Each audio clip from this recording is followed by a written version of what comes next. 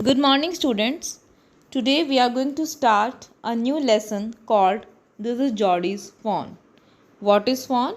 A young deer is called a fawn.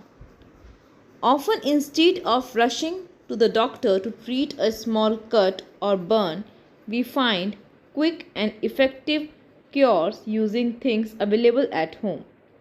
Can you think of some such home remedies for a cut on your knee?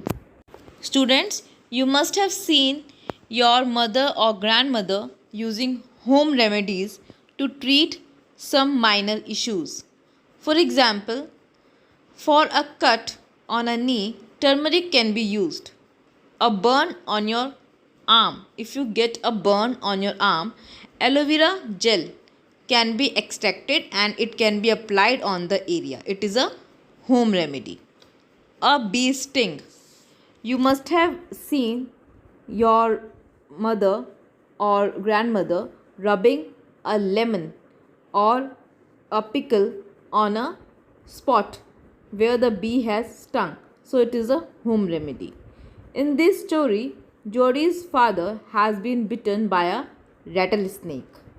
He quickly kills a doe and uses its heart and liver to draw out the poison. Geordie wonders what will happen to the little fawn left without a mother. So this lesson is about a boy called Geordie and his father's name is Penny in the story. Penny got bitten by a rattlesnake.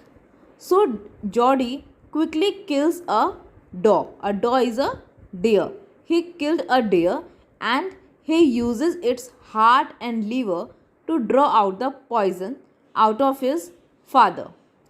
But now Geordie is worried about the little fawn, the baby of doe, the young deer. He is worried about his future, his survival. So, in the story, we will come to know that Geordie decides to bring the fawn to his home and raise him.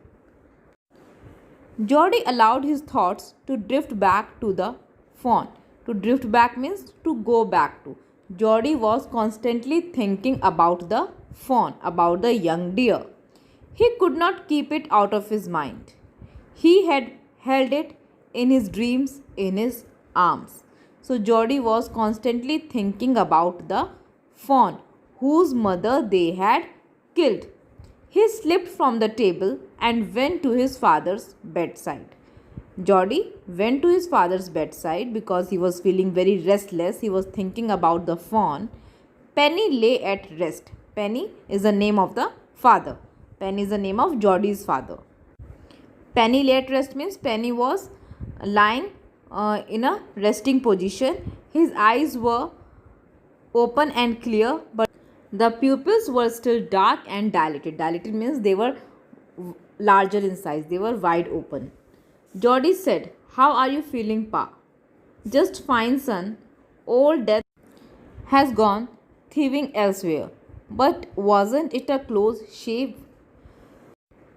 So now the father is feeling better and he is very terrified. He says that old death has gone.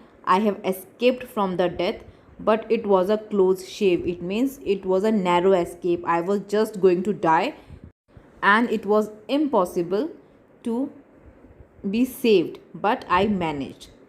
"I agree," Penny said. "I am proud of you, boy, the way you kept your head and did what was needed." So Geordie agreed to his father, and his father said that he was very proud of Geordie because he stayed calm in a difficult situation when he was fighting with death, and he did whatever was required. It means he tried his best to save the life of his father. "Pa, yes, son. Pa, do you recollect the doe and the fawn?" Now Geordie is asking his father about the doe and the fawn. Doe is the deer and fawn is the young deer, the baby deer.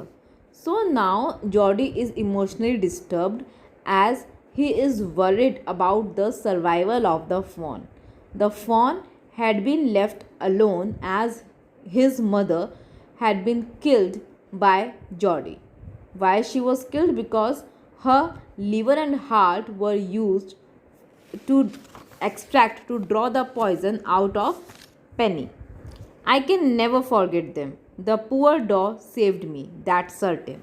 Now Penny said that he cannot forget the dog as he had saved his life.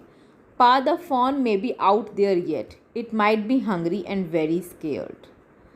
So now Geordie is trying to ask his father whether he could bring the fawn to the home or not. So he is trying to convince his father.